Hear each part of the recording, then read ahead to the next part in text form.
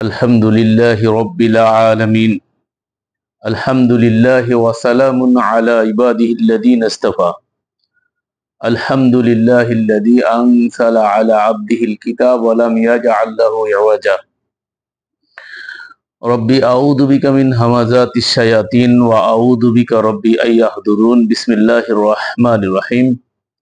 ما كان محمد أبا أحد من رجالكم ولكن رسول الله وخاتم النبيين وكان الله بكل شيء عليما. সম্মানিত দিনী ভাই ও বোনেরা, আমরা আজকে একটি ফান্ডামেন্টাল বিষয় আলোচনা করব। সেটা হলো ইসলামের ইমানিয়াতের বিষয়ের মৌলিক বিষয় হচ্ছে রিসালাতের প্রতি বিশ্বাস, অর্থাৎ রসুলগণে বিশ্বাস। তো এই বিষয়টায় অনেক ধূম্রজাল আছে সমাজে, যে বিশ্বাস আমরা পোষণ করে আছি সে বিশ্বাসের ভিতরে অনেক ঝামেলা আছে। তো সেটা আমি ইনশাআল্লাহ কোরআন থেকে আপনাদেরকে সমাধান দেওয়ার চেষ্টা করব। কোরআনের বাইরে কোনো আলোচনা হবে না। তবে আপনাদের প্রথম একটু বোঝা মনে হতে পারে, যেহেতু পূর্ব ধারণার বিপরীত কিছু হতে পারে, তো আপনাদেরকে প্রশ্নের সুযোগ দিব। কিন্তু আমি আলোচনা যখন করব তখন আপনাদেরকে ধৈর্য সহকারে আলোচনাটা শুনতে হবে। আমি যে আয়াত আপনাদের সম্মুখে তেলাওয়াত করেছি সেটা হচ্ছে সূরা আল আহজাব 33 নম্বর সূরা, আয়াত নম্বর 40। আয়াতটা অত্যন্ত প্রসিদ্ধ, তার কারণ আমরা এই আয়াতটা আমাদের উলামা মাশায়েখ যারা আমাদের সমাজে, তাদের মুখ থেকে অহরহ শুনে থাকি। আমরা যদি কোনো মাহফিলে যাই বা মিলাদে যাই, সেখানে দেখি এই আয়াতটা পড়া হয়। তো এই আয়াতটা পড়ে তারা মিলাদ শুরু করে বা আলোচনা শুরু করে। সেই আয়াতটাই আমি আপনাদের সম্মুখে তিলাওয়াত করেছি। এখানে আল্লাহ বলছেন, মাকানা মুহাম্মাদুন আবা আহাদিম মির রিজালিকুম ওয়ালাকিন রাসূলুল্লাহি ওয়া খাতামান নাবিয়িন। আমি যে অনুবাদ বলতেছি সে অনুবাদটা হচ্ছে ইন্টারন্যাশনাল অনুবাদ, যেটা বাংলা, সেটাই বলতেছি। যদিচ এই অনুবাদের সাথে আমরা সর্বক্ষেত্রে একমত নই, তথাপিও যেহেতু এটা চলে, মানুষ এটা দেখবে, এই জন্য এখান থেকে অনুবাদ পড়ছি। আল্লাহ বলছেন, মোহাম্মদ তোমাদের মধ্যে কোনো পুরুষের পিতা নয়, ওয়ালাকিন রাসূলুল্লাহ, তিনি আল্লাহর রাসূল, ওয়া খাতামান নাবিয়িন, এবং নবীদের শেষ। এখানে যেটা অনুবাদ করছে সর্বশেষ নবী। এরপরে বলছে, ওয়াকান আল্লাহু বিকুল্লি শাইইন আলিমা, আল্লাহ সকল বিষয়ে সর্বজ্ঞ। তো আয়াতটা যদি আমরা একটু বিশ্লেষণ করতে যাই, তাহলে দেখা যাবে যে আল্লাহ বলছেন যে মুহাম্মদ তোমাদের মধ্যে কোনো পুরুষের পিতা নাই। অর্থাৎ আমরা এইখান থেকে একটা শানে নজুল সেট করা হয়েছে। যেহেতু ইতিহাসে দেখা যায় যে যিনি রসুল ছিলেন তার 4 জন পুত্র ছিল, পুত্র সন্তান। এটা অফ করেন, নাই সাইলেন্ট করেন। তো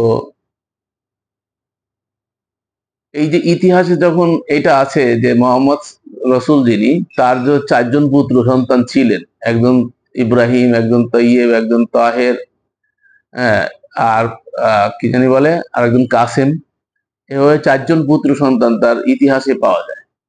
তো আল্লাহ বলছেন যে মোহাম্মদ তোমাদের মধ্যে কোনো রসুলের পুরুষের পিতা নয়। তো তার তো পুরুষ সন্তান ছিল। এখানে প্রেক্ষাপট তৈরি করা হয়েছে, জায়েদ নাম করে রসুলের একজন পালক পুত্র ছিল ইতিহাসের আলো। তার পুত্র, তার স্ত্রীর তালাক প্রাপ্ত হলে রসুল তাকে বিবাহ করেছিলেন নাকি এই জন্য বলছি যে এর ইতিহাসে সত্য মিথ্যা থাকতে পারে। আমি তো কোরআন বলছি না, এই জন্য। তো সেইটা বিবাহ করার, সেটা ছেড়ে তালাক প্রাপ্ত হওয়ার পরে রসুল তাকে বিবাহ করেছিলেন। পালক পুত্রের স্ত্রীকে বিবাহ করার ফলে সমাজে একটা আলোচনা সমালোচনা ঝড়, রসুল কি করে পুত্রবধূকে বিবাহ করেছে, সেটা নাকি নির্মূল করার জন্য আল্লাহ রাব্বুল আলামিন নাকি এই আয়াত নাযিল করেছেন, মুহাম্মদ তোমাদের জন্য কোনো পুরুষের পিতা নয়, ওয়ালাকিন রাসূলুল্লাহ, তিনি আল্লাহর রাসূল, ওয়া খাতামান নাবিয়িন, এবং নবীদের শেষ। তো আমরা আসলে আজকে এই প্রেক্ষাপট নিয়ে আলোচনা না, আমাদের আলোচনা হচ্ছে রসুলের ধারা কি শেষ নাকি অব্যাহত, আজকের আলোচ্য বিষয়।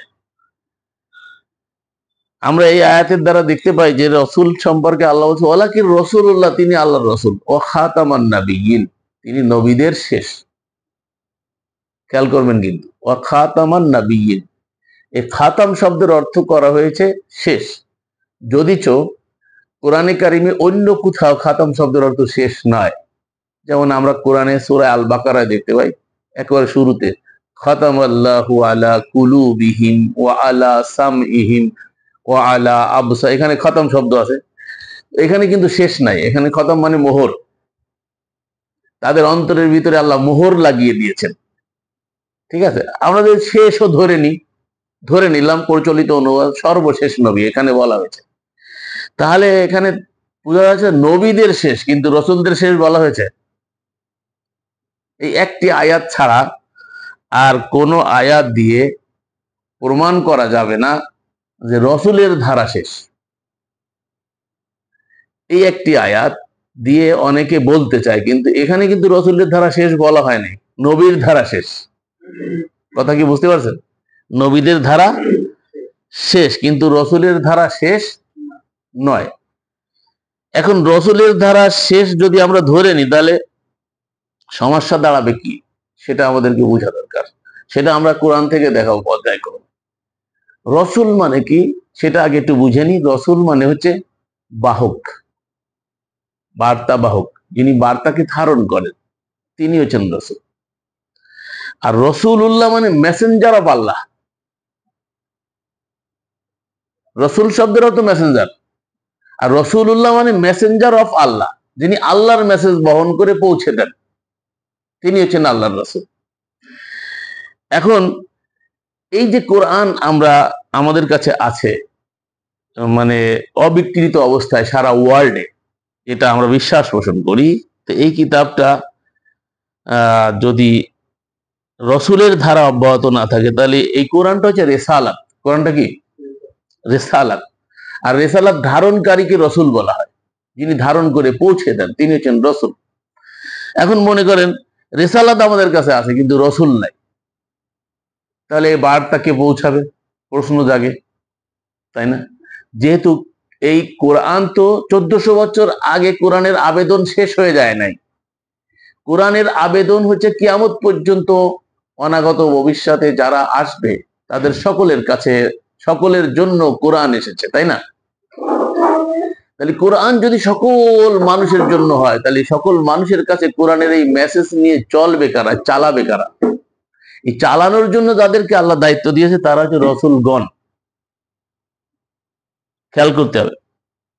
তো রসুলগণ যদি শেষ হয়ে যায়, রসুলের ধারা যদি শেষ হয় 1400 বছর আগে, তাহলে এই রেসালাত নিয়ে চলবে কিনা, রেসালাতের যে দায়িত্ব সেই দায়িত্ব পালন করবে কে?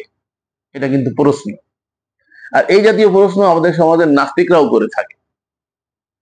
এই নাস্তিকদের উত্তরে আমাদের সমাজের সোকাট আলেমরা কোনো উত্তর দিতে পারে না। তার কারণ হচ্ছে কি, তাদের ধারণ হচ্ছে 1400 বছর আগে রসুলের ধারা শেষ হয়েছে, আর এজন্য তারা হাদিস আবিষ্কার করেছে। এই কারণেই হাদিসের আবিষ্কার। যেহেতু রসুল নাই, তাহলে এখন এই কোরআনের ব্যাখ্যা বিশ্লেষণ, কোরআন বোঝানো, কোরআন দিয়ে সংশোধন রসুল কিভাবে করছিলেন সেজন্য সংকলন করা হয়েছে রসুলের কথা, কর্ম, মৌন সম্মতি, যেটাকে হাদিস শাস্ত্রের পরিভাষায় বলা হয় কওল, ফেল, তাকরির। আল্লাহ রসুল করেছেন, আল্লাহ রসুল বলেছেন, আল্লাহ রসুল সমর্থন করেছেন। এখন এই কওল, ফেল, তাকরিরকে পরিভাষায় বলা হয় এক কথায় রসুলের হাদিস। হাদিস শব্দের অর্থ হচ্ছে বাণী বা বার্তা বা কথা, বা কি জানি বলে ওকে, যা পূর্বে ছিল না পরবর্তীতে আসে, এটাকেও হাদিস বলে। মানে যেটা কথাটা কিন্তু পরপর করে বের হয়, ছিল না কিন্তু বের হচ্ছে, এই যে আমি আমার মুখ থেকে বেরোচ্ছে, এগুলো হাদিস হচ্ছে, বাণী হচ্ছে, বাণী আকারে আসতেছে, কিন্তু আগে তো ছিল না, এখন বলতেছি, আমি যত বলবো তত আসতে থাকবে। তো যাই হোক, তো রসুলের হাদিস মানে রসুলের কথা, কওল, ফেল, তাকরির, এটা যদি হাদিস হয়ে থাকে, এটা হাদিস ছিল, এটা কোনো সন্দেহ নাই। তো এই হাদিসকে কি হয়েছে, সংকলন করা হয়েছে, সংগ্রহ করা হয়েছে কত বছর পরে? রসুলের তিরোধানের 250 থেকে 300 বছর পরে, ইতিহাসে তাই। হাদিস সম্রাট যিনি হাদিস সংকলন করেছেন, যে এই হাদিসটাকে সব থেকে নির্ভরযোগ্য এবং সর্ববৃহৎ হাদিস ধরা হয়, সেটা হচ্ছে সহিহুল বুখারী। তো সহিহ বুখারী যিনি সংকলন করেছেন তিনি ইমাম বুখারী। তার বাড়ি হচ্ছে আফগানিস্তানের পাশে বোখারা, সমরকান্ত, সেই জন্যই তাকে বুখারী বলা হয়। তার নাম হচ্ছে মোহাম্মদ ইবনে ইসমাইল আল বুখারী আল জুফি। তো তিনি হাদিস সংকলনের জন্য 17 বছর বয়সে বের হন। 62 বছর তিনি বেঁচে ছিলেন পৃথিবীতে। তার নামও মোহাম্মদ ছিল, ঠিক আছে? তার নাম কি? মোহাম্মদ। তার বাবার নাম কি? ইসমাইল। আর যার হাদিস সংকলন করতে চাই তার নামও মোহাম্মদ। তিনি মোহাম্মদ রসুল্লাহ ইবনে আবদুল্লাহ, আবদুল্লাহর বেটা মোহাম্মদ, আর উনি ইসমাইলের বেটা মোহাম্মদ। কি কথা ক্লিয়ার? তো যিনি হাদিস সংকলন করতে যাচ্ছেন রসুলের, তো হাদিস সংকলনের জন্য যদি প্রয়োজন দেখা দিত, সংক্ষেপ করে গোটায় নিয়ে আসতেছি কথাগুলো, আমি এত এত বিস্তৃত ওই আলোচনায় গেলি মূল আলোচনার থেকে সরে যাব। তো সাহাবা একরামের কিন্তু মাথার ভিতরে এই বিষয়টা ছিল না, রসুলের হাদিস সংকলন করার প্রয়োজনীয়তা তাদের সামনে দেখা দেয়নি, এবং তারা এটা নিয়ে কোনো উদ্যোগও তাদের ছিল না। এমনকি সাহাবীর পরে তাবেই, তারাও এই উদ্যোগ নেয় নাই। তাবা তাবেই যুগ শেষ হয়ে গেছে, ইমাম বুখারী তাবা তাবেইরও পরে। তো তিনি এই 300 বছর পরে হাদিস সংকলন করার জন্য তখনকার দুর্গম পাহাড়ি অঞ্চল, তখন কোনো এই প্লেন বা হাওয়াই জাহাজ এগুলো, সেই সময় ছিল বেহারি জাহাজ। আগে যারা আমাদের বাপদাদারা হজে যাইতো বাংলাদেশ থেকে, তারা এই সফিনায় আরবে একটা করাচি থেকে ছাড়তো, এখান থেকে করাচি যাইতে হইতো, করাচি থেকে তারপরে ছাড়তো। অনেকে পায়ে হেঁটে যাইতো, এখন যেরকম জায়গায় মহিলাও পায়ে হেঁটে যাচ্ছে। তো এরকম পায়ে হেঁটে অনেকে দুর্গম জায়গা অতিক্রম করে, এখন যে পায়ে হেঁটে যাতে কতদিন সময় লাগতেছে, প্রায় বছর না, বছর অতিক্রান্ত করে। এখন তো ডিজিটাল যুগে রাস্তাঘাট ভালো, হ্যাঁ, গাড়ি ব্যবস্থা আছে, হাইটে যাওয়ার জন্য সুন্দর ব্যবস্থা আছে, কিন্তু তখন তো আর এগুলো ছিল না। তাহলে তখনের বাহন ছিল কি? ঘোড়া, গাধা, খচ্চর, উট, এইগুলো ছিল বাহন। ধরে গেলাম সর্বোচ্চ বাহন হচ্ছে ঘোড়া। ঘোড়ার পিঠে সওয়ার হয়ে অথবা উটের পিঠে সওয়ার হয়ে তারা ওই পাহাড়ি পথ অতিক্রম করে উনি ওখান থেকে হেজাজ এসেছেন, মক্কায় মদিনায় এসেছেন। সেখান থেকে তিনি আজারবাইজান, তারপরে মিশর, শাম, সিরিয়া, বিভিন্ন দেশে তখনকার সময় সফর করেছেন। শুনেছেন একটা লোকের কাছে একটা হাদিস আছে, সেই হাদিস সংকলন করার জন্য তিনি কি করেছেন, সেখানে ছুটে গেছেন। তো যেতে ইতিহাসে লেখা আছে তিনি একটা হাদিস সংকলনের জন্য তার 3 মাস সময় লাগছে।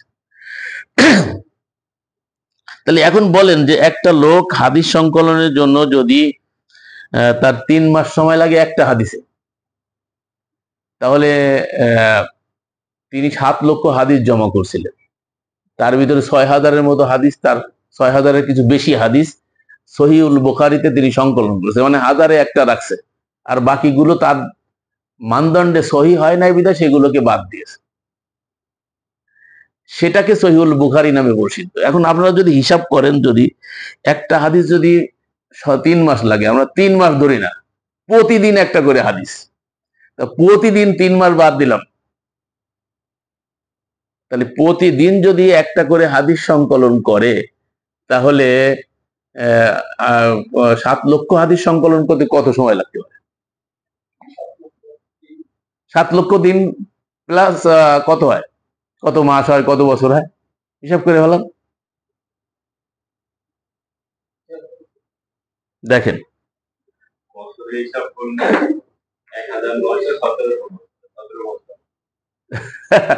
তাহলে তাই যদি হয়, তাহলে উনার বয়স ছিল 62 বছর, উনার বয়স ছিল 62 বছর। তাহলে বলেন, ইতিহাসের যে ধারা, যেটা বলা আছে হাদিস সংকলনের ইতিহাসে, সেই ধারায় কিন্তু আমি জিসটা বর্ণনা করলাম। এই জিস্টের আলো কি এটা কি সম্ভব? এরপরে ইতিহাসে ইমাম বুখারী সংকলন হারিয়ে গিয়েছিল, তাকে দেশের থেকে দেশান্তর করতে হয়েছে, সেখানে বুখারার থেকে তাকে বের করে দেওয়া হয়েছে, অনেক ইতিহাস আছে। একটা হাদিস সংকলন করার জন্য এক জায়গায় গেছে, যে শুনে যে অমুকের কাছে একটা হাদিস আছে, সে দেখা গেছে টুভার ভিতরে ঘাস দিয়ে, ঘাস না দিয়ে টুভা, শুধু টুভা দিয়ে মানে পশুটাকে ধোকা দিচ্ছে, মানে ডাকার জন্য। আর আমরা অনেক সময় করি না, এভাবে ডাকি। তো এইটা তিনি কি করছেন, ওইটা দেখলেন ইমাম বুখারী এত পথ অতিক্রম করে তার কাছে হাদিস নেওয়ার জন্য গেছে, তো যে দেখে যে ওই লোকটা পশুকে এভাবে ধোকা দিচ্ছে, তো উনি হাদিস না নিয়ে চলে আসছে। কেন? যে ওই লোক, যে লোকটা পশুকে ধোকা দিতে পারে, সে আল্লাহ রসুলের হাদিস বর্ণনা করতে গেলে মিথ্যার আশ্রয় নিতে পারে। কথা বুঝতে, এই হচ্ছে তার সতর্কতা। আচ্ছা, এইটা যদি ধরে উনি যে ঠিক হয়েছে, যদি ধরে উনি ঠিক হয়েছে, তাহলে ওই লোকটার কাছে যদি আল্লাহ রসুলের হাদিস থেকে থাকে, তার ব্যক্তিগত কিছু চারিত্রিক দোষের কারণে কিন্তু এই হাদিসটা কিন্তু থেকে গেল। আর হাদিস যদি ওহি হয়, তাহলে ওই হাদিসটা আমরা প্রাপ্ত হইলাম না। আর রাবীদের দুর্বলতার কারণে হাদিস দুর্বল হয়। তো হাদিস সঠিক কি বেঠিক নির্ণয় করা হচ্ছে মানুষের দুর্বলতার পরে। তার মানে বোঝা যাচ্ছে যে এই হাদিসটা টোটাল নির্ভর করছে মানুষের পরে, খেয়াল করতে হবে। আর আমরা যে হাদিস নিয়ে আলোচনা করছি সেটা হচ্ছে আল্লাহ নাজ্জালা আহসানাল হাদিস, আল্লাহ নাজিল করেছেন সর্বোত্তম হাদিস। আল্লাহ দুই প্রকার হাদিস কোরআনে বর্ণনা করছে, একটা হচ্ছে আহসানাল হাদিস, আর একটা হচ্ছে লাহুয়াল হাদিস। লাহুয়াল মানে অসার, ক্রীড়া কৌতুক, যেই সব হাদিসের, যেই সব বাক্যের, যেসব কথাবার্তার কোনো মূল্য নাই আল্লাহর কাছে, সেটাকে লাহুয়াল হাদিস বলা হয়। আহসানাল হাদিস ছাড়া বাকি সব লাহুয়াল হাদিস। তাহলে আল্লাহটাকে আল্লাহ আহসানাল হাদিস বলে আখ্যায়িত করছে, অর্থাৎ আল কোরআন হচ্ছে আহসানাল হাদিস। তো এই আহসানাল হাদিসের যিনি বাণীকার, স্বয়ং আল্লাহর মুখ নিঃসৃত বাণী। আর সংকলন হয়েছে কিভাবে? মাঝখানে হচ্ছে দূত একজন, তিনিও রসুল, জিবরিল। তিনি, তাকে আল্লাহ রসুল বলেছেন, তিনিও মেসেঞ্জার। আল্লাহর মেসেজটা জিবরিল বহন করে এনে মুহাম্মদুর রাসূলুল্লাহ, একজন রসুল, তার কাছে দিয়েছেন। আবার যুগে যুগে রসুলদের কাছে দিয়েছেন আল্লাহর বাণী, এভাবে এসেছে। তো মাঝখানে কিন্তু আর কেউ নাই, কোনো মানবের কোনো বিষয় নাই। তাহলে এই যে মানবীয় বিষয়টা, মানবীয় বিষয়ের ভিতরে তো অসংখ্য ভুল ভ্রান্তি থাকতে পারে, সেটাকে আল্লাহর হাদিস বলে বা আল্লাহর হাদিসের সমকক্ষ দাঁড় করানো, এটা যে শিরক, এতে তো সন্দেহের কোনো অবকাশ থাকতে পারে না।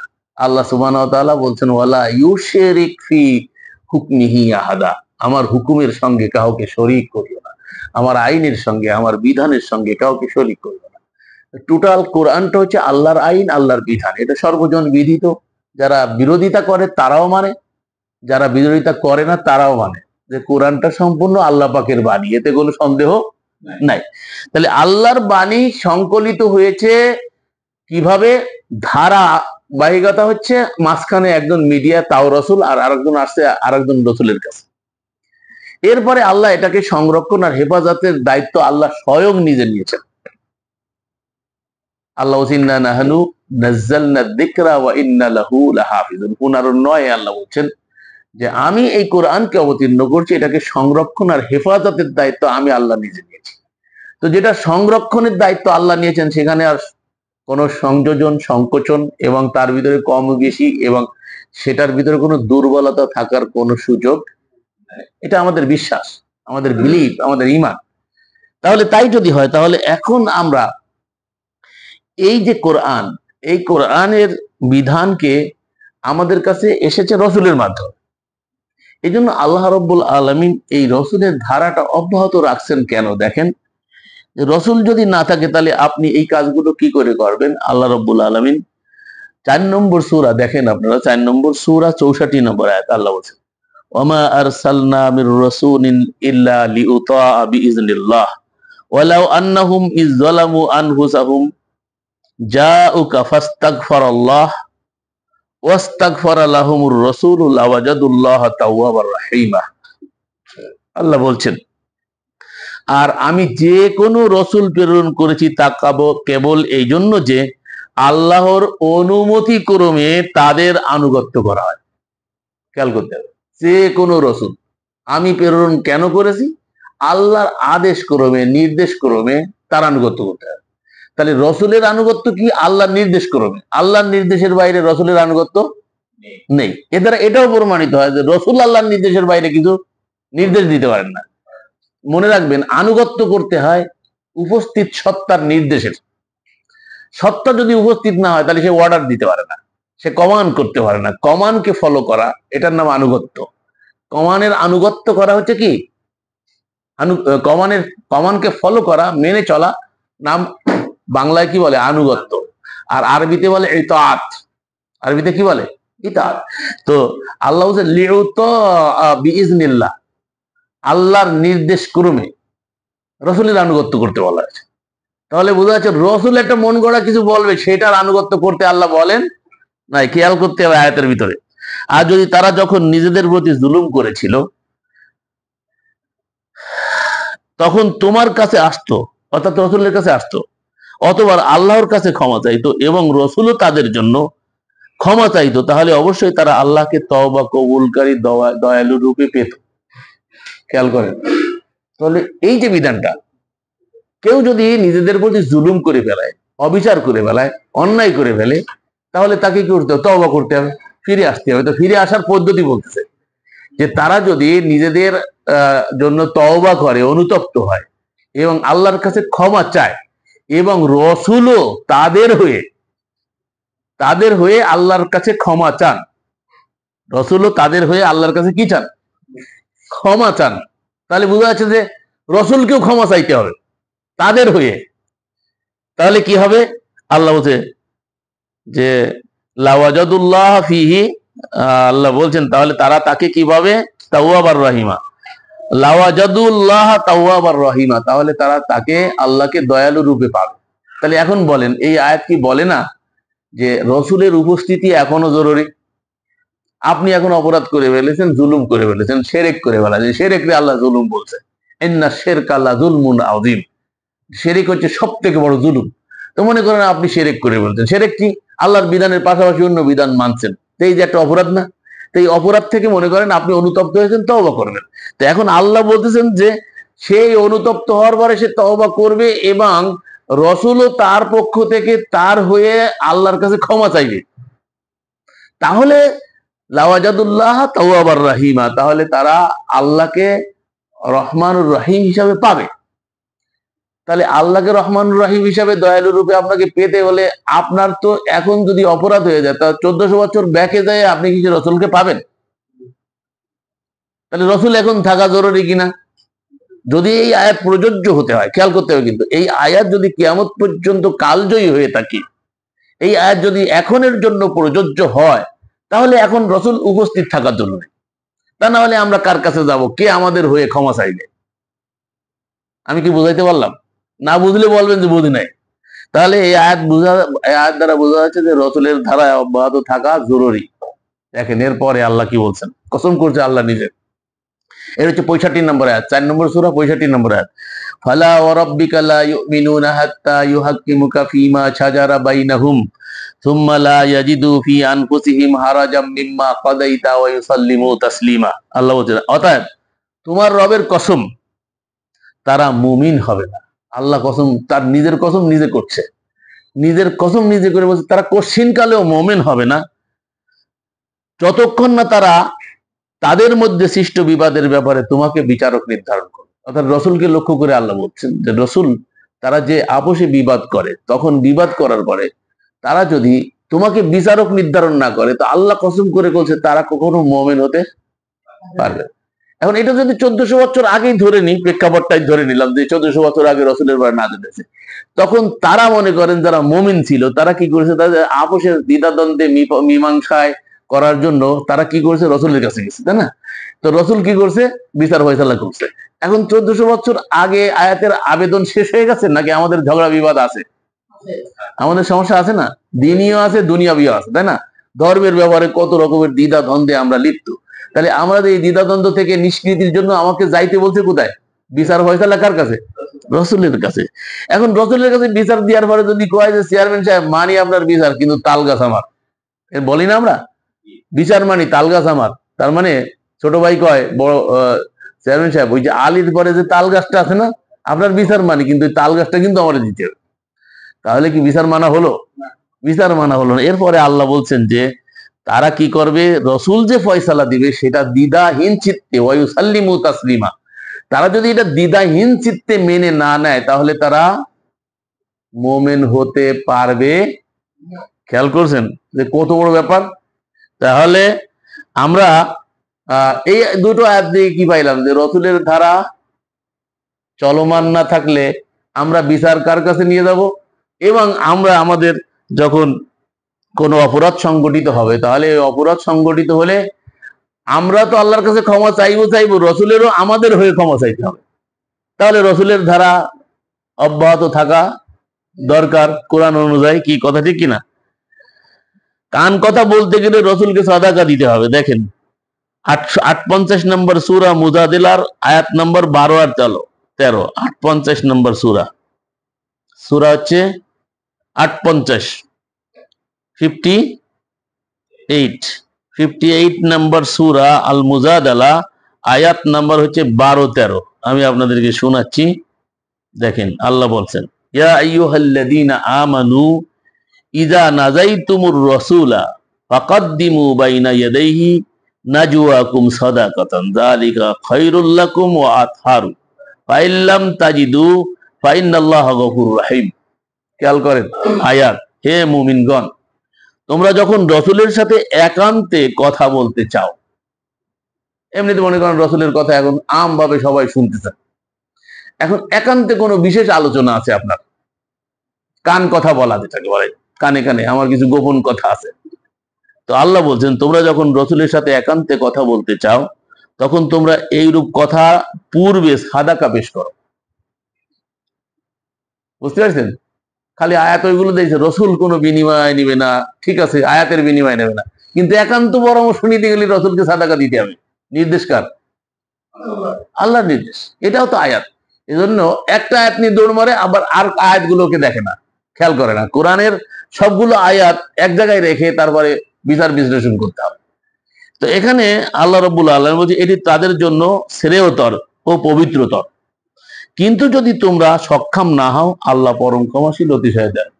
তাহলে এখানে কি বলে দিল, যদি কেউ অক্ষম হয় তাহলে আর দেয়া লাগবে না, আল্লাহ ক্ষমাশীল, কিন্তু দিয়াটাই বাঞ্ছনীয়, এটা নির্দেশ ছিল প্রথমে। যদি কেউ অক্ষম হয় সেটা কেমন, মনে করেন ধরে নেন যে ওযু করতে গেলে আপনাকে কনুই পর্যন্ত দিতে বলছে, যদি তো কনুইর কথা কোরআনে নাই। কথা প্রসঙ্গে আমার অনেক কথা এসেছে। আল্লাহ বলছেন যে কোরআনে বলছেন যে ইযা কুনতুম ইলাস সালাহ ফাগসিলু উজুহাকুম ওয়া আইদিয়াকুম ইলাল মারাফিক, আইদিয়াকুম ইলাল, হাত ধৌত করবে মারাফিক পর্যন্ত। রফিক শব্দের অর্থ হচ্ছে জোড়া, বন্ধু, বন্ধু। মারাফিক মানে জোড়া, তো মারাফিক পর্যন্ত ধুইতে বলছে। আর কোরআনে আর হাদিসেও আছে জিরাউন মানে হচ্ছে কেনই সে লেকার বীজ কি আঙ্গুলি কি সেরে তাক, ডিকশনারিতে লিখছে কেনই সে লেকার, ফিরোজুল লুগাত থেকে বলতেছি আমি, কেনই সে লেকার বীজ কি আঙ্গুলি কি সেরে তাক, মানে কেনর থেকে নিয়ে শুরু করে মাঝখানের আঙ্গুলির মাথা পর্যন্ত, এটাকে আরবি ভাষায় বলে জিরাউন। এই আহলে হাদিস আর হানাফিদের মধ্যে এই বিতর্ক হচ্ছে, আমরা সেই সময় জিরা শব্দ নিয়ে বিতর্ক করতাম। ওই যে জিরার পরে জিরা রাখা, এই বাম জিরার পরে ডান জিরা, আহলে হাদিস হাত বাঁধে না, এই জিরার পরে জিরা রাখে, এটাকে বলে হাত, গজ হাত।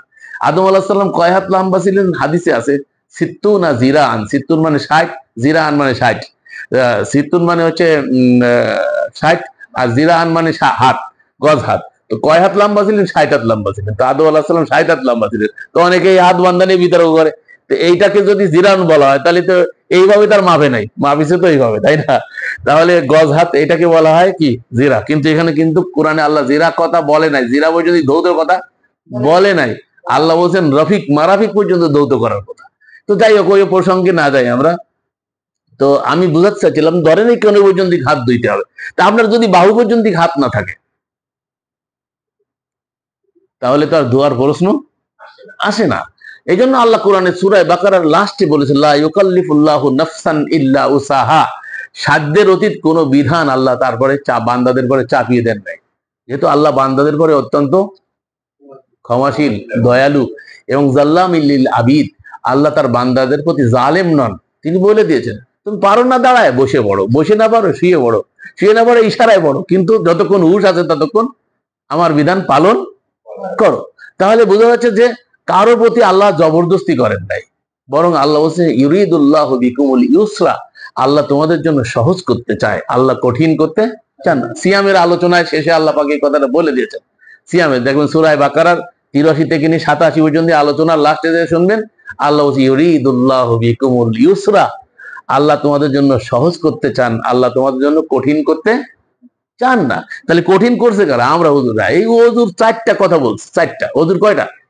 4টা কথা বলছে আল্লাহ। আর আমরা বলি, আমাকে বলি বই লিখছি হুজুর, একটা পশমের গুড়া যদি ধোয়া না হয় তাহলে অজু হইবে না, আর অজু না হইলে নামাজ হইবে না, আর গড়গড়া না করিলে হইবে না, আবার রমাদান মাস আসিলে গড়গড়া করা যাইবে না। এগুলো কারা বানাইছে? হুজুররা বানাইছে। কোরআনের আয়াতে তো এগুলো নাই। কথা বুঝতে পারছেন? নাকের একেবারে নরম হাড্ডি পর্যন্ত টান দিয়া নিয়ে যাইতে হইবে পানি, আবার ফিরে আবার টান মারিতে হইবে, আবার কি করিয়া মাথা মাসেও করিতে হইবে, নানান রকমের। আবার ঘাড় মসে করা বেদাত, আবার আরেক দল কাছে ঘাড় মসে করা সুন্নত।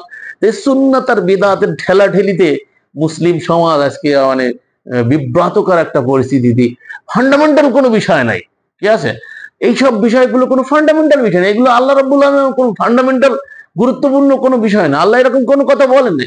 আল্লাহ বলছে এই কাজগুলো করো। যখন সালাতের জন্য যাবে, ইজা কুমতুম ইলা সালাহ ফাগসিলু উজুহাকুম, যখন দাঁড়াবে সালার জন্য, ফাগসিলু উজুহাকুম, তখন তুমি কি করবে? তোমার চেহারা ধৌত করবে। তো কেউ নামাজে দাঁড়ায় চেহারা ধোয়? আয়াতই তো বোঝে না এখানে কি বলা আছে।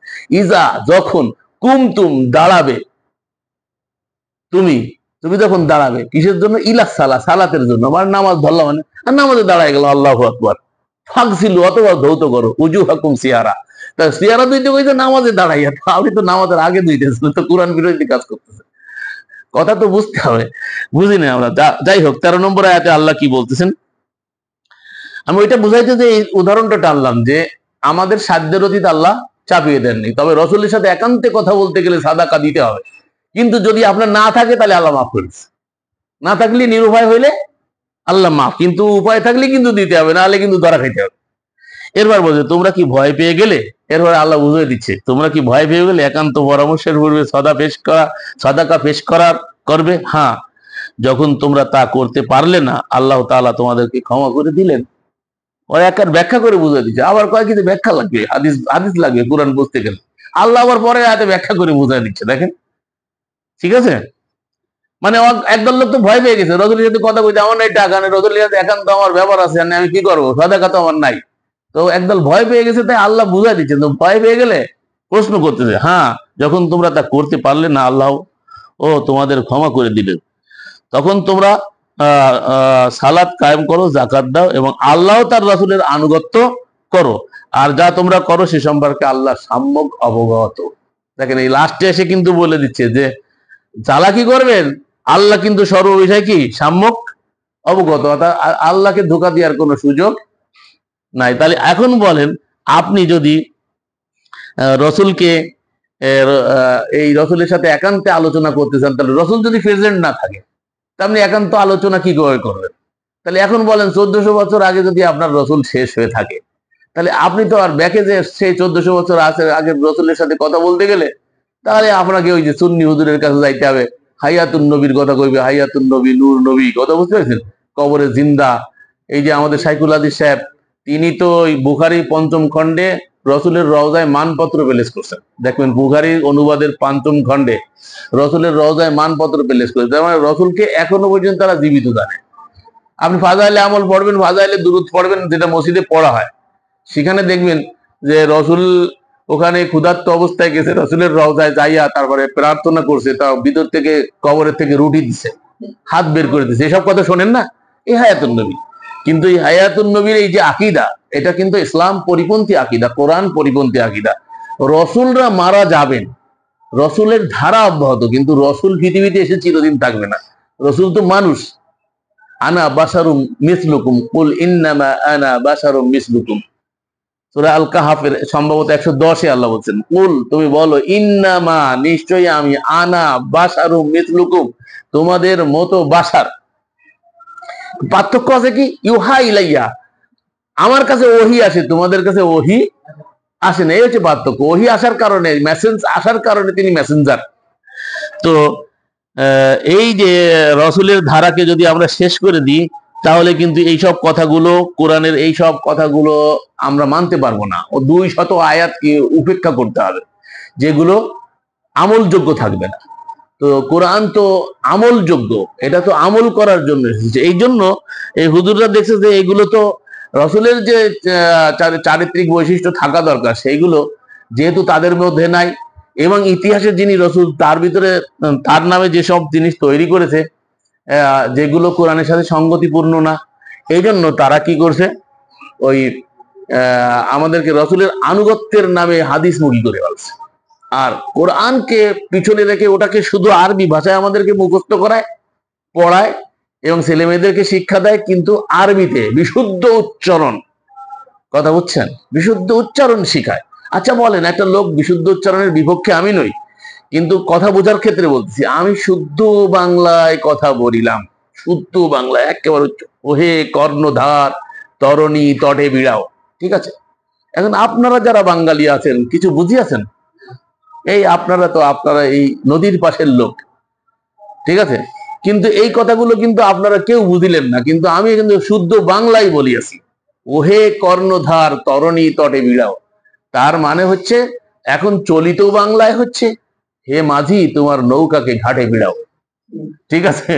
কিন্তু আমি যে ভাষায় বলিয়াছি আপনারা কিন্তু কেহই বুঝিতে পারেন না, কিন্তু আমি অরিজিনালি বাংলায় বলিয়াছি, শুদ্ধ বাংলায় বলেছি, বুঝতে পারছেন? তাহলে বোঝা গেছে যে শুদ্ধ উচ্চারণ কাম্য না, শুদ্ধ উচ্চারণ কাম্য না। রসুল পাঠিয়েছে কি জন্য? জাতিকে বুঝিয়ে দেওয়ার জন্য, বোধগম্য ভাষায় বুঝিয়ে দিতে হবে। এই জন্য কেউ যদি শুদ্ধ উচ্চারণ করে কিরাত পড়ে, তাহলে প্রতি হরফে 5 ডিগ্রি, কিন্তু বুঝিলাম না কিছু, কি যে বলে। এই যে অসংখ্য নামাজি নামাজ পড়তে যাবে, এখন এশার সালাতের আজান দিল না, এই যারা এখন মসজিদ ভরে যাবে, হ্যাঁ, এই মসজিদে যারা নামাজ পড়তে যাবে, এর ইমাম সহকারে ইল্লা মাশা আল্লাহ 2-1 জন ছাড়া, আমার মনে হয় 17 কোটি মানে মানুষের মধ্যে 17 জন মানুষ, আর কি জানি বলে ওকে, 17,000 মানুষ যদি ধরা হয় যে কোরআন পড়ার সাথে সাথে কোরআন বোঝে, এরকম থাকতে পারে। আর বাকি ইমাম মুক্তাদি কেউ যে পড়ছে কি পড়ছে ও নিজেরাই বোঝে না, মন্তর পড়ার মতো পড়ে, কিছুই বুঝতেছে না কি বলছে। আর যদি বুঝতো তাহলে কি এগুলো বলতে পারে? ফানকিহু সূরা নিসা, এই যে সূরা নিসা থেকে আলোচনা করছে, ফানকিহু মা তাবালাকুম মাসনা সুলাসা রুবা, কারণ আল্লাহর সামনে হাত বেঁধে বলছে 2 2 3 3 4 4 বিয়ে করে। আল্লাহরে বিয়ে করতে গেছে 3 4টা করে, মাআযাল্লাহ। কথোপকথন তো আল্লাহর সাথে হচ্ছে, এই বিয়ে করার কথাবার্তা আল্লাহর সাথে কি হবে, কি থাকতে পারে? আবার বলছে ইজা ইন্না আতাইনাকা, এখন না বললে তো ছোটটাই পড়ে, ইন্না আতাইনাকাল কাউসার, নিশ্চয়ই আমি আপনাকে কাউসার দান করেছি। তো সে আবার আল্লাহরে কাউসার দান করতেছে, কথা বুঝতে পারছেন? মানে ও যে কি বলছে ও কিছু বুঝছে না। আল্লাহ রাব্বুল আলামিন এই নিসায়, সূরা নিসাটা ভালো করে অনুবাদ পড়বেন, দেখেন অনেক কিছু ক্লিয়ার হয়ে যাবে। সূরা নিসার 64 নম্বর আয়াতে আল্লাহ রাব্বুল আলামিন বলেছে যে লা তাকরাবুস সালাহ, সালাত তো দূরের কথা, সালাতের কাছেও যাইও না।